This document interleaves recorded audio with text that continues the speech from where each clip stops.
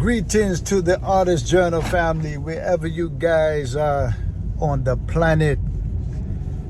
Welcome here to the Artist Journal. This is our digital village where we just talk about things that is pertaining to our African Edenic experience here on planet Earth. I will kindly ask you all to go ahead and hit that like, share, and subscribe button to help us to jump in the algorithm and expand our interests. I want to say welcome. Today, here on the platform, I want to talk about Black people and how we must give each other grace, family. We don't have the luxury to pick each other apart for absolutely no reason. So let's take a historical walk and remind ourselves as to why we shouldn't be so quick to anger. We shouldn't be so quick to write each other off. For we are the cream of the earth. And we got to sometimes just check in with ourselves to remind ourselves where we came from as a people. So let's go through a historical journey real quick and chop it up. Stay tuned. The legacies of Black Wall Street, it's important for people to remember because there are so many people who have no idea that there were these vital, dynamic places where African Americans were living out their vision of the American dream, aiding opportunity and hope and progress for their communities. Negroes today with no badge or no white skin or no white sheet or no white anything else. The police the same way. They put their club upside your head and then turn around and accuse you of attacking them. Every case of police brutality against a Negro follows the same pattern. They attack you, bust you all upside your mouth, and then take you to court and charge you with assault. What kind of democracy? Then on the second day of the student demonstrations, things turned violent. Police turned high-pressure fire hoses on the young people and set attack dogs on them. Birmingham civil rights leader Reverend Calvin Woods was there. There had been some dog biting, some beating, some killing. Many people were beaten and spit on and put in jail. So we look up in 2025. Everybody's in a frenzy about Trump and the state of the world. But I'm gonna hammer away at the point. This is designed to cause our people here in the Americas, the Caribbean, and the world over to draw near, to draw closer to one another, to take a closer look as to our strengths as a unified force in the earth. We no longer have the luxury, family, to be individuals. And like I always say, one thing that COVID taught us, that we must come together and think outside of the box. So many of us that are online savvy, tech savvy, we have to exchange value. You know, for those of us who are not that skillful online, you have to get with folk. You have to get with people. You have to have mentors that can assist you.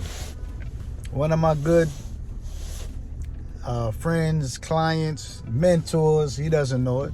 He probably don't know it, but he probably do. He always tell me, Samal, you have leverage. You have all of these people that you cut that are so-called big fishes in the city. You have to find a way to leverage your network. You need to get paid for all of these people that you know and all of these connections that you done made for people. You should be compensated, you know?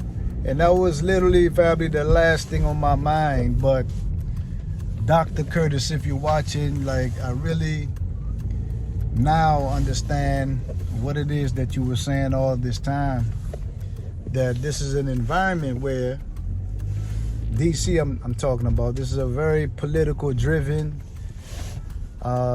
this is a money hub, you know? So it might seem insignificant, but a contact on Capitol Hill or in the entertainment industry, that's a big deal. People don't have access to these things always, so to make those connections is valuable. So I say all that to say, family, like, our resources lies within ourselves. So we don't have the luxury to be chipping away at each other over frivolous things. You know, you see all of these online fights and people bickering, and, you know, I thought the streets was vicious. I thought the neighborhood was a place to be reckoned with, man. But this online space, YouTube, Instagram, TikTok, Facebook, you know, Facebook, like, we at each other's necks. And I'm afraid that we just don't see the bigger picture. We don't understand that the world really rotate around African/Black people. We set the tone for fashion. We set the tone for trends and styles and even thought, you know? So we have to be more giving, like I said earlier, more grace with each other.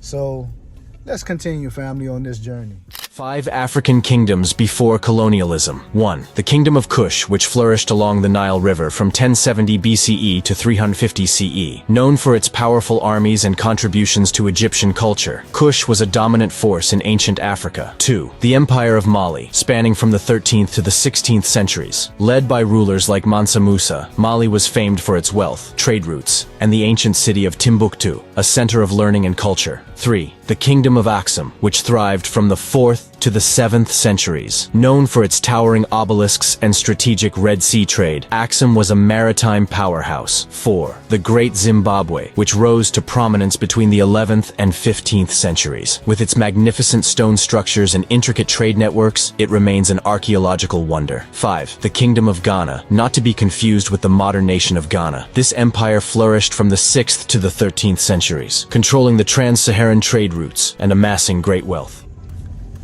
So prior to the mid-Atlantic slave trade, we had customs, we had traditions.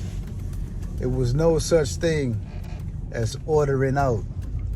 Meals was prepared every day. The village ate.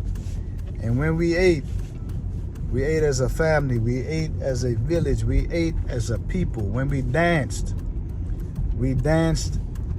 as a people. You understand? When we created as a people. Again, there was no such thing.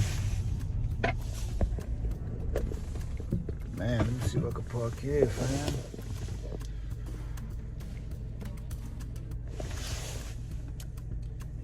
There was no such thing as an individual. You are only great. You are only great because you was part of a great people. Ja.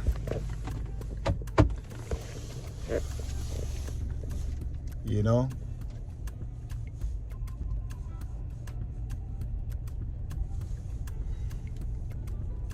Yo, Adams Morgan is vicious when it comes to parking, family. Friday, Saturday, Sunday, good God almighty. here. And then he leaves. And then he leaves. Craziness, man. Oh, man, this is wild, man.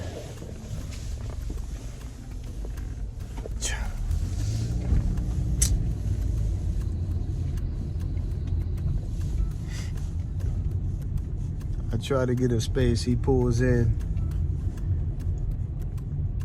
You know, looking like he's going to park. Then I get to the light. He jumps out. He's leaving the parking space that I could have gotten. But you know, life moves on. So yeah, family, we had great civilizations, great contributions to civilization. A book that the great Anthony Browder, living legend amongst us today. African contributions to the world. We wasn't always, family, in the predicament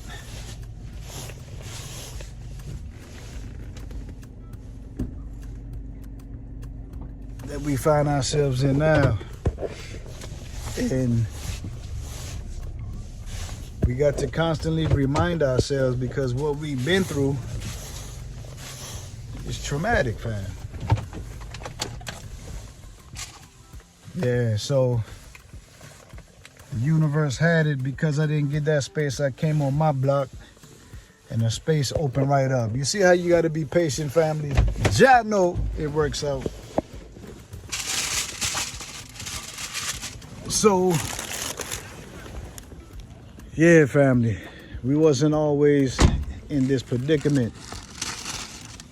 And like I said earlier, we are the cream of the planet Earth, gods of the universe. So fate will have it, history will record our rise back to our former glory. And it won't be individuals to do this. When the African giant awakens, the world can rest at peace and be assured that we are back in our rightful place. You understand? So be of good heart, be of good cheer. And I'm speaking to all of those who understand that they in fact are descendants of that great, beautiful continent of ours. Mama, Africa. So hold tight. Don't be afraid of anything, family, that this world is throwing at us in the forms of calamities, catastrophes, etc., etc. It doesn't matter. Damn the torpedoes, full steam ahead. Jah know. So I'm tuning out, family, just to tune back in. I'll see you guys tomorrow. Peace out.